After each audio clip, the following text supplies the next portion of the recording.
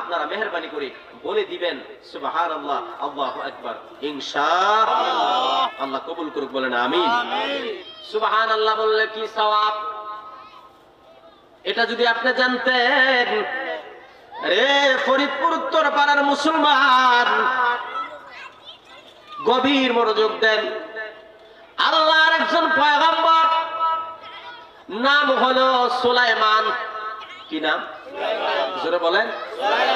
সুলাইমান তামাম দুনিয়ার বাদশাহ, মানুষের বাদশাহ না, সমস্ত জিন জাতি পশু পাখির বাদশাহ বানাইছে আল্লাহ সুলাইমানকে। সুবহানাল্লাহ। সুলাইমান পয়গম্বর ডোনাল্ড ট্রাম্পের মতো ওই আমেরিকায় বসে, বিশ্বের যে কোনো প্রান্তে বসে যেমনি ভাবে রাজ্য পরিচালনা করে এইভাবে না। সুলাইমানের একটা বাহন দিয়েছিল আল্লাহ, ওই বাহনের নাম হলো তখতে সুলাইমান। কি সুলাইমান? তখতে সুলাইমান, যে আসনের মধ্যে বসে তামাম পৃথিবী রাজত্ব করেছেন। এই যে বললেন তামাম পৃথিবী রাজত্ব করেছে, একজন মানুষ কিভাবে তামাম পৃথিবী রাজত্ব করে? তৎকালীন সময়ে স্যাটেলাইট ছিল না, কোনো চ্যানেল ছিল না, কোনো মিডিয়া ছিল না, তাহলে কিভাবে? বুঝলাম কনফারেন্সে হয়তো দেশ পরিচালনা করতে পারে, তাও তো না। তৎকালীন সময়ে কিভাবে তামাম পৃথিবী রাজ্য পরিচালনা করেছেন আমার আল্লাহ তাআলা। হাজার হাজার বছর পর যদি তথ্য প্রযুক্তির যুগে তামাম পৃথিবী রাজ্য পরিচালনা করার মতন মন মানসিকতা পাওয়ার আল্লাহ মানুষের মাথায় ঢুকাইতে পারে, ওই আল্লাহ হাজার বছর আগে কি তখতে সুলাইমান অর্থাৎ বাদশাহ সুলাইমানের ব্রেনে ওই মস্তিষ্ক, ওই যোগ্যতা, ওই জ্ঞান দান করতে পারে কি পারে না? বাদশাহ সুলাইমানকে আল্লাহ এমন এক পাওয়ার দিয়েছে যে তখতে সুলাইমান একটা আসন আল্লাহর পক্ষ থেকে। এটা মনে করেন না কোন তক্তা, কোন বাহন, কোন স্টেজ, এরকম স্টেজ হবে হয়তো। স্টেজ কথা সত্য, তখতে সুলাইমান নামক বাহনটা কেমন ছিল?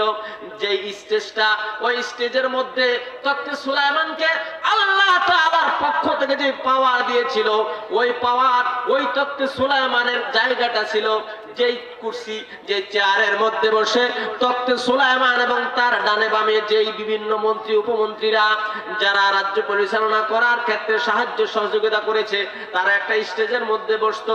ওই স্টেজটা সাধারণ কোনো স্টেজ না, আমি বললে আপনারা হয়তো বুঝতে পারবেন। ওই স্টেজের মধ্যে যতগুলা চেয়ার বসতো, ওই চেয়ারের সংখ্যা হলো 70,000 চেয়ার একটা স্টেজের মধ্যে বসতে পারতো। আল্লাহু আকবার বলেন।